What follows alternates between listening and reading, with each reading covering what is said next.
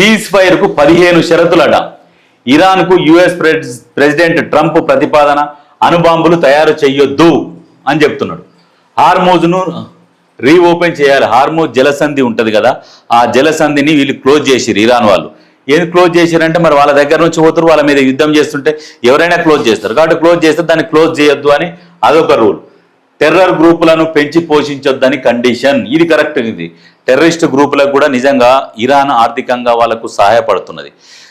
Hamas కానీ ఇంకా అక్కడ రకరకాల తీవ్రవాదులు ఉన్నారు అక్కడ, ఏది ఇజ్రాయెల్ మీద దాడి చేసినప్పుడు వీళ్ళందరికీ సహాయపడవద్దు. ఎందుకు సహాయపడుతుందంటే ఇరాన్ దగ్గర విపరీతమైన ఆయిల్ మీద విపరీతమైన ఆదాయం వస్తుంది. ఆదాయంతో ఈ తీవ్రవాదులను పెంచి పోషిస్తున్నారు. ఈ విషయంలో అమెరికాను మెచ్చుకోవచ్చు.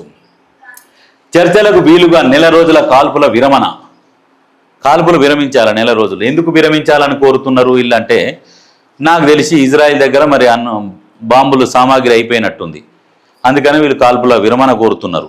కానీ వీళ్ళు ఆగేటట్టు లేరు. చూడాలి ఏం జరుగుతుంది. అమెరికాకు ఇరాన్ రిటర్న్ కండిషన్లు. గల్ఫ్లో అమెరికా బేసులు మూసివేయాలి. మళ్ళీ వీళ్ళు పెట్టిరు, ఎవరు ఇరాన్ వాళ్ళు మళ్ళీ వాళ్ళకు ఆంక్షలు పెట్టిరు. వీళ్ళు కొన్ని షరతులు. మాపై ఆంక్షలు ఎత్తేయాలి, హిజ్బుల్లాపై ఇజ్రాయెల్ దాడులు ఆపాలి. హమాస్ హిజ్బుల్లా ఇది కూడా టెర్రరిస్టులు. ఇక వీళ్ళేమో హిజ్బుల్లాపై ఇజ్రాయెల్ దాడులు ఆపాలంటుంది. మొన్న గాజా పట్టీల ఇప్పుడు ఇజ్రాయెల్ వాళ్ళని కిడ్నాప్ చేసి తీసుకుపోయి ఆ గాజా పట్టి సొరంగాలలో దాపెట్టిరు, నానా హింస పెట్టిరు. ఈ విషయంలో మాత్రం అమెరికాను మెచ్చుకోవాలి. ఇజ్రాయెల్ దాడులు ఆపాలంటే ఇది కాదు, ఇది ఆపొద్దు, ఇది కంటిన్యూ చేయాలి. టెర్రరిస్టులను ఎక్కడ ఉన్నా అంతం చేయాలనేది మాత్రం అది అంతం చేయాలి 100%. హార్మోజ్లోని ట్రాన్సిట్ ఫీజుకు అనుమతి ఇవ్వాలని షరతులు. వీళ్ళేంది, ఆ హార్మోజ్ జలసంధి ఏదైతే ఉందో ఆ మార్గం గుండా ఏవైతే ఓడలు షిప్పులు అయిపోతున్నాయో దానికి వీళ్ళు ట్యాక్సులు వేసుకుంటాం కంపల్సరీ, ఫీజులు చెల్లించాలి, దానికి అనుమతి ఇవ్వాలని షరతులు. చర్చల ప్రతిపాదనలు వచ్చినా కొనసాగిన దాడులు ప్రతిదాడులు. చర్చల ప్రతిపాదనలు వచ్చినా కొనసాగిన దాడులకు ప్రతిదాడులు ఉంటాయని హెచ్చరిస్తున్నారు.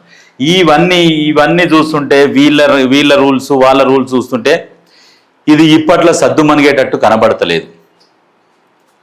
అక్కడ ఉత్తర కొరియా కూడా శాంపుల్ వేసిండు, ఒకటి చెక్ చేసుకున్నాడు. ఏది జపాన్ దగ్గర సముద్రంలో వేసిండు, ట్రయల్ కొట్టి చూసిండు ఆయన.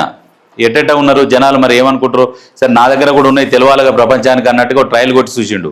మరి ఇక మెంటల్ కిమ్మామ కనుక మరి దిగితే మరి యుద్ధం ఎటువైపు పోతుందో కూడా తెలియని పరిస్థితి ఉంటుంది.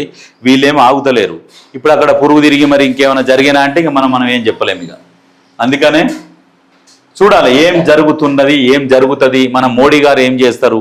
మరి మోడీ గారు మరి ఏమన్నా పాత్ర పోషించి మరి ఇరాన్ ఏమన్నా నచ్చ చెప్తాడా? ఇప్పుడు ట్రంప్కి అయితే నచ్చ చెప్పలేడు. ట్రంప్ చెప్పిందే మోడీ వినాలి. మరి ట్రంప్ మోడీకి చెప్పి మరి ఇరాన్ దగ్గర పోయి వాళ్ళని ఒప్పియ్యి, లేకుంటే మరి నా సంగతి తెలుసు కదా, మరి ఈయనను బెదిరిస్తుండా, మరి ఏం చేస్తున్నాడు అనేది చూడాలి.